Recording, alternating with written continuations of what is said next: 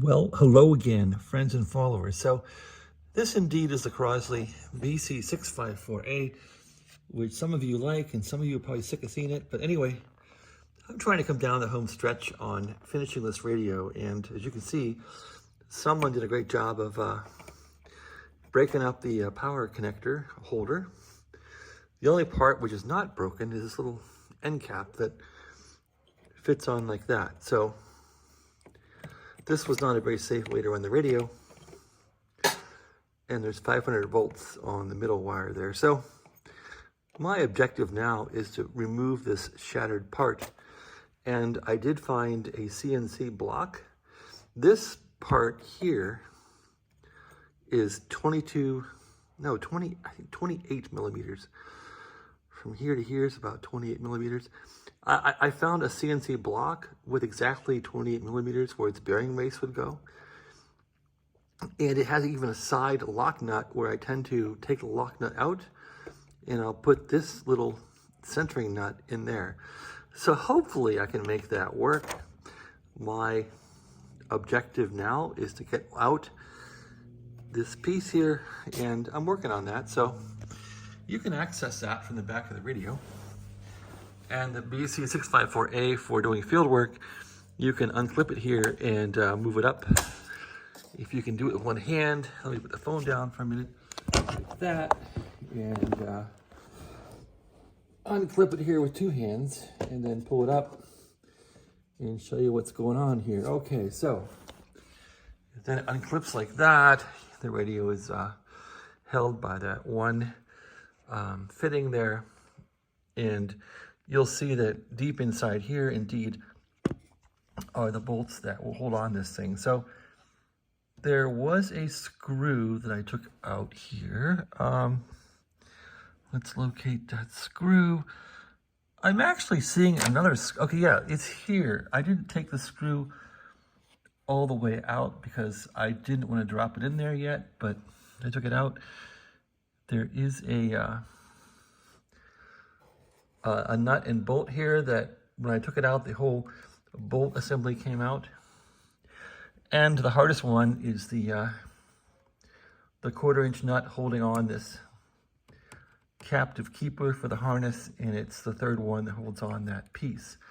So that one's been a real bear to figure out, and I guess since I don't have a small socket wrench set, I'm going to use this little socket here, maybe a pair of pliers, and just kind of try and wrench it out that way. So that's about where I'm at on this thing.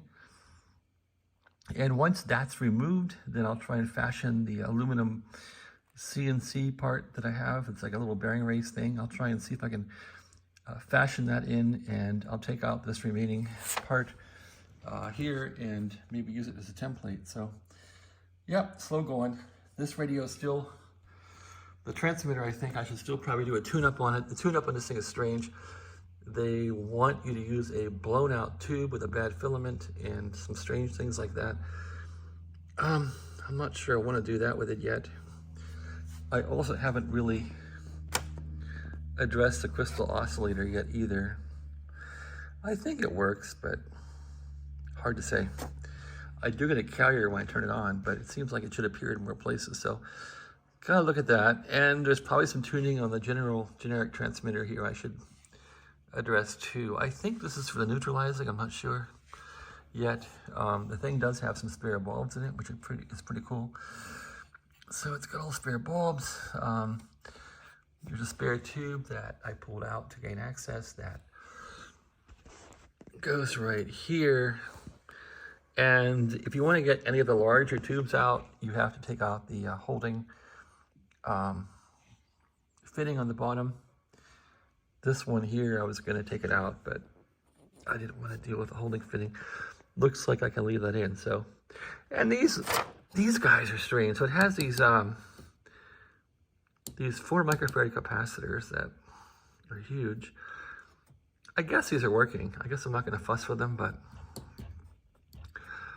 one of these goes to ground and one of it's like a series type thing. And I think it does affect the modulation a bit. I'm not quite sure yet. Here's a modulation adjustment for the modulation, which is here. They say this is supposed to be a 500K pot. On this one, it only measures 150K. I have this thing cranked up all the way clockwise. I did detox it. What else can I say? I haven't really done too much in here at all. So here's this really funky adjustment for the calibration.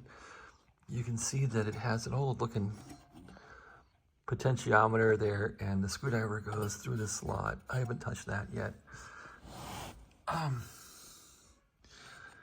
Okay, this must be the neutralization here. I'm looking at that. Okay, that is interesting. So, haven't really mucked around with this at all yet, because the transmitter does seem to work fine. And here's the big TR relay. This thing is huge.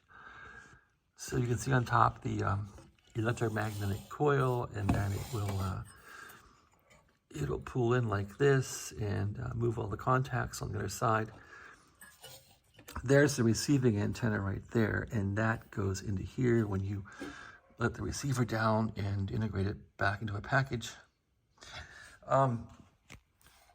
The gears down here for the tuning of the transmitter, I haven't really lubricated those yet. I probably should do that sometime here. I am getting a bit burned out though working on this thing, so I think it's gonna get the power plug fixed and go back in its box for a while. So I have the box here waiting for the radio to go back in. It's been not in this box for a long time here at my house. And the box looks like this. It really is weather beaten, isn't it? It looks like it's straight though. This thing was probably sitting outside like in Arizona or somewhere, where the sun had baked off the top of it. It didn't bake off this emblem though.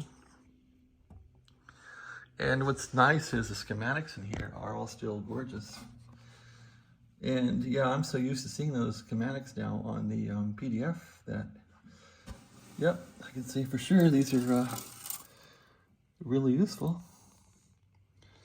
I guess I gotta get the shop back and remove some of the rubber crud. So yeah, there is a rubber gasket around this thing, which is decomposing.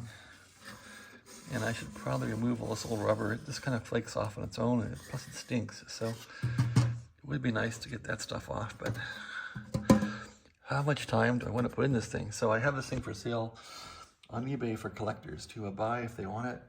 I'm like that. I'll fix something, and I enjoy fixing things, but I also enjoy when people are really enthused about something I fixed and they buy it and use it. So I'm also that kind of guy. I like fixing things, but then I like to fix more things, so I tend to get rid of things I'm fixed. Case in point, here's a fixed Paragon 1, Ten-Tech Paragon 1 I have here. I haven't put this bottom on it yet, but it's all fixed up. It had a bad major problem on the major loop board, had some solder issues that they all do.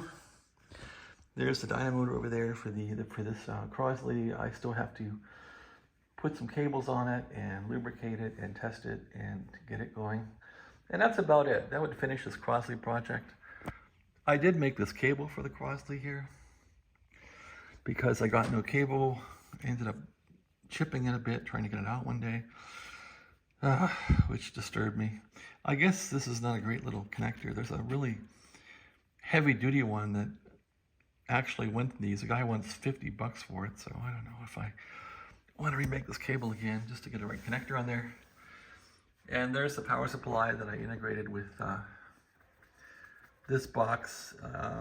The box there is a power conversion box I put together, and that will take 12 volts AC from the power supply and rectify it to minus 12 DC. And I rectify to minus 6 DC twice. The first rectification is for these filaments here. So these all take minus 6 DC. The tubes in there are arranged so that the minus 6 will feed them. These finals are interesting because in low power, one of these is extinguished, and in high power, they both light up. So that's how they go to low power. They simply don't feed heater voltage to one of the finals, and then your power is reduced. What else? I'm really happy with how the receiver turned out. This thing receives like gangbusters. I do have a speaker I'm working on for this thing, but I'm missing some parts for it. So I did buy a speaker for a fortune for this thing. That some, you know, the usual people were selling for a fortune on eBay, so I bought a speaker for it. Where did I put the speaker?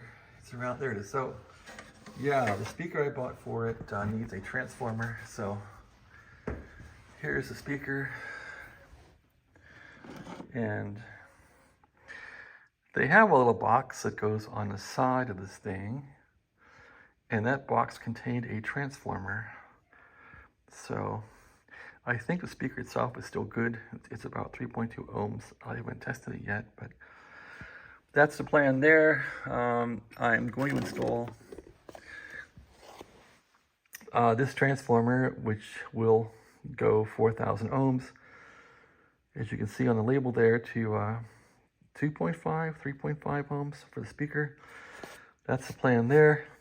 So I did use one of these stant cores on a little box I made for this radio, which is over here. And this box simply plugs into the front of it. So I did make a speaker conversion box before I actually